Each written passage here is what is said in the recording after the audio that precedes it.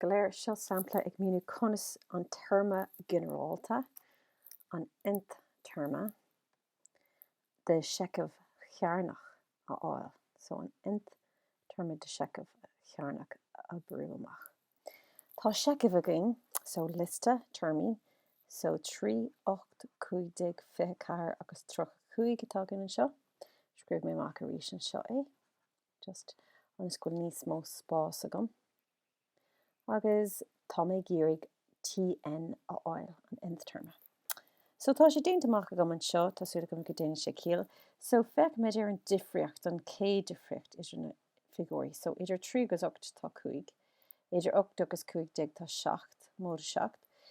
Idir 15 agus 24 mód 9, idir 24 agus 35 tá 11. Ok, so níl na ifrica seo ar cóvéid. So níl an cé difriocht in na tarseach. Dmhór sin níl sé líonach.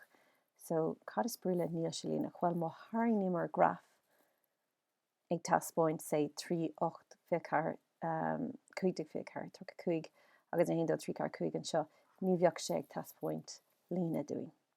Ok, so níl sé líonach, níl an cé difriocht in na tarseach. So de bhór nach bhfuil an cé difriocht in na tarseach leanimid a raig. Ok, agus lis tá bud chun feicead ar an dar difriocht. So idir 5 agus 7 tá mód 2, mód 2, mód 2. So tá an dar difriocht tarseach. So tá an liste seo, an liste de termí seo, chearnach. Okay.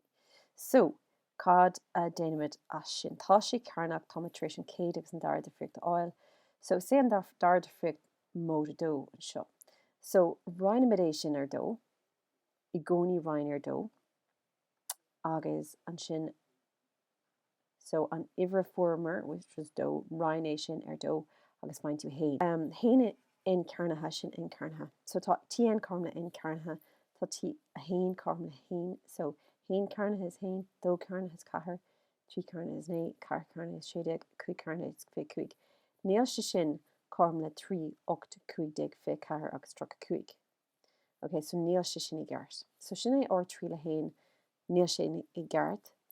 Tá mi cin bagad go dtí 3 le 2 inis. Arís scríb mé amach an seiceamh 3, 8, 15, 24, 35. Agus thóg mé na termí seo. Ok, so bhain siad le n cearnatha.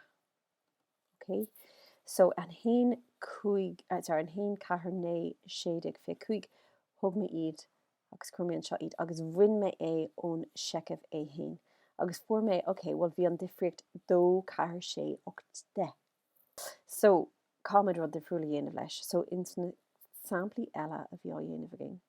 Bhí mar ábalta sé má fuair an difriocht 4, 4, 4, 4, 4, just cuirmar é sin leis an terma in cearnatha bhí againn. No, sa sampla ribh sin, bhí an difriocht 2, 2, 2, 2, 2, so chuirmar an mód 2 leis an terma in cearnatha a bhí againn. Ok, ach sa cás seo, tá si difriúil. So cámad rud ag an difriúla dhéanamh leis. So fuairmar an cé difriocht a rís den, agus fuairmar amach a raibh sé mód 2, 2, 2.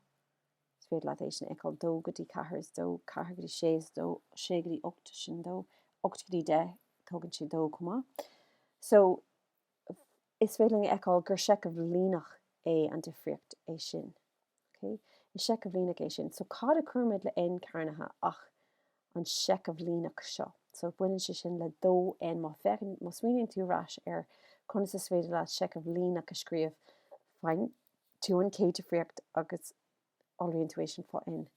So in nionad mód a 4 a chur leis nó aon rud mar sin, nionad sé mód a 4 a chur le sin, mar rinne mar insna na ceisna dearnacha, tá muid a chur mód a 2 n.